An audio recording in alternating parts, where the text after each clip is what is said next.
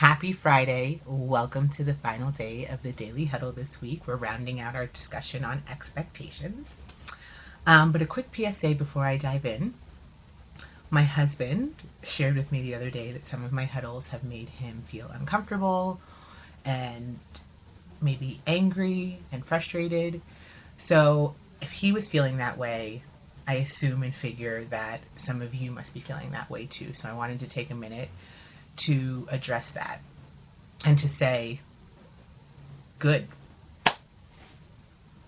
The Daily Huddle isn't about making you feel better. It's about helping you to be better so we can do better. I dare you to listen to anything that triggers you, whether it's a huddle or information that you hear anywhere. And then I dare you to figure out how that information is for you. Does it challenge your beliefs? Maybe your beliefs need to change. Maybe it makes you feel uncomfortable because it's something you've been avoiding and you need to face it. Maybe it violates your standards and maybe you need to stand up and fight for what you believe in. I believe in strength through adversity and resistance. I believe in diving into your fears, your anger, your frustrations, and all feelings of discomfort so you can learn, grow, and come out stronger. We tend to avoid or regard the aspects of our lives that are hard as weaknesses that end up holding us back.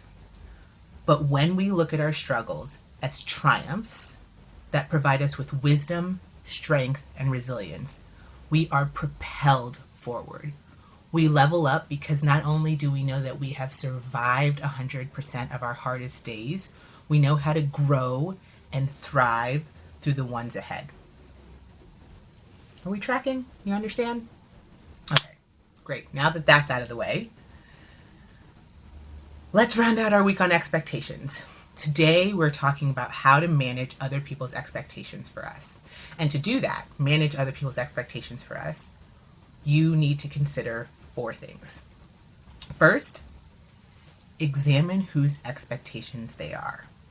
So, opinions are like assholes. Everyone has one. But not everyone's opinions are your business. You get to choose whose expectations you're willing to live up to. And even then, you don't have to live up to every single expectation just because you've decided that they are someone that you regard as being important. But the very first step is examine whose expectations they are and are they someone worth living up to those expectations for, right? So 1. 2, are they expressed? Remember that unspoken expectations are what lead to disappointments and resentments. Ask specific questions about the expectations the important people in your life have for you. Also, this is a great way to understand whether the expectations you think they have for you are really the ones that you have, because oftentimes we're just assuming, like, I've always done this for this person, so they expect me to, when really it could be just that you always did that, so they let you do it. You really need to communicate. So, number 2, are they expressed? Number 3, do they align with your values?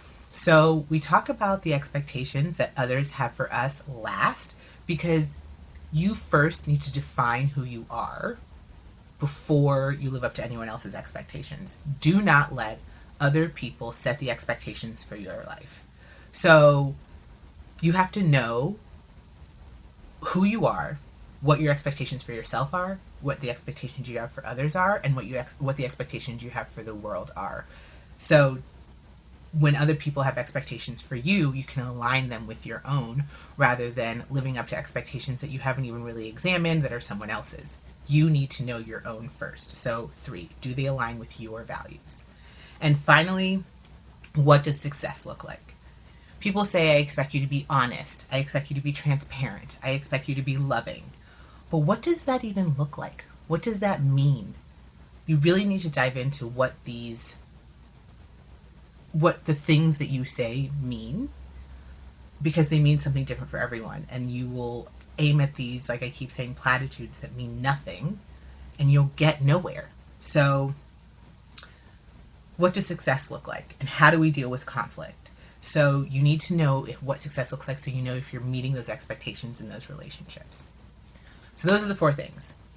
When you understand, agree, and know how to live up to the expectations of the people who matter most in your life, you build stronger relationships, increase trust, which makes you happier and more satisfied, which just begins this upward spiral of higher expectations, even stronger relationships, more trust, even more happiness and satisfaction. Just really imagine the domino effect of that upward spiral when you are able to meet other people who matter to you's expectations. Your relationships just continue to grow. So that's all I have for managing other people's expectations for you and expectations in general. Go back and see what expectations are, where they came from, how to manage expectations for yourself, how to manage expectations for your relationships, for you, for others, and how to manage the expectations we have for the world. So, do you want to reach your highest potential in your relationships, community, businesses, and lives overall? My 6-month one-on-one program is starting this July, and enrollment is now open. I would love to guide you on your journey to your best self that reflects your values, a life that reflects your values and that you feel confident about each and every day. We'll work together to figure out exactly what you want, precise clarity, what you need to do to get out of your own way, an expanded mindset, and I'll provide the accountability and support that you need to show up over and over. Consistent action. Clarity, mindset, action. I'm offering 25% off during this time because I believe in the immeasurable strength we can derive through adversity like what we're facing today. Just imagine what 2021 would look like if you showed up on your A game every single day.